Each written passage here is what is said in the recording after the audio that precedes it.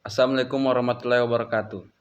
Perkenalkan, nama saya Laude Firmansyah dengan NIM M1B1220076 kelas B. Di sini saya akan menjelaskan zona ekonomi eksklusif atau ZEE dan keterkaitannya dengan Laut Natuna. Yang pertama, zona ekonomi eksklusif atau ZEE.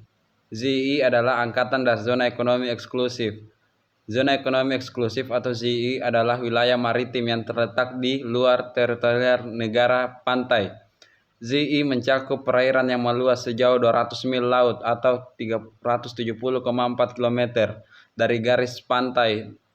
Di dalam ZEE, negara pantai memiliki hak eksklusif untuk mengelola dan memanfaatkan sumber daya alam, termasuk ekonomi seperti eksplorasi dan eksploitasi minyak, gas alam, energi terbarukan, dan kegiatan perikanan. Keterkaitan ZEE dan Laut Natuna. Laut Natuna terletak ZEE di Indonesia. Pertama, Laut Natuna adalah bagian dari wilayah ZEE Indonesia.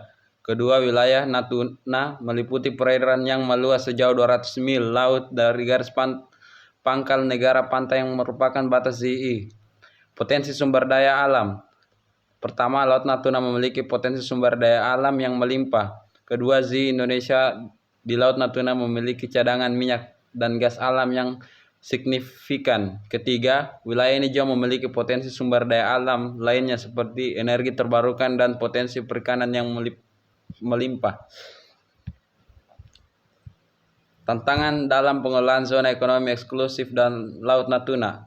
Tantangan utama dalam pengelolaan zona ekonomi eksklusif dan Laut Natuna adalah pertikaian klaim wilayah antar negara-negara tersignifikan. Wilayah Laut Natuna yang termasuk dalam yaitu Indonesia juga sasaran terutama Tiongkok. Upaya dalam menjaga kedaulatan maritim di Laut Natuna. Indonesia terus memperkuat kapasitas pertahanan maritimnya di Laut Natuna. Ini melibatkan peningkatan kekuatan angkatan laut, termasuk pemantauan udara dan laut yang lebih efektif secara penguatan sistem pertahanan dan keamanan wilayah. Pengembangan kapasitas pertahanan maritim ini penting untuk memastikan kehadiran yang kuat di Laut Natuna dan mencegah ancaman terhadap kedaulatan maritim. Negosiasi diplomatik terus dilakukan melalui forum internasional seperti ASEAN atau Association of Southeast Asia Nations dan UNCLOS. Melalui upaya diplomatik, Indonesia berusaha memperoleh dukungan internasional dan mengedepankan penyelesaian yang adil dan berlandasan hukum. Manfaat ekonomi dari zona ekonomi eksklusif dan Laut Natuna. Yang pertama, pengembangan infrastruktur untuk meningkatkan konektivitas dan mendukung pertumbuhan ekonomi lokal. Kedua, penarikan investasi dan stimulus pertumbuhan ekonomi melalui sektor energi, industri, perikanan, dan pariwisata. Ketiga, sumber daya alam yang melimpah, terutama minyak, gas alam, energi terbarukan, dan perikanan. Keempat, peningkatan pendapatan negara melalui eksploitasi sumber daya alam di wilayah tersebut.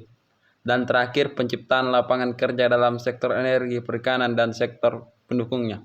Sekian dari saya, wabillahi taufiq wal hidayah. Wassalamualaikum warahmatullahi wabarakatuh.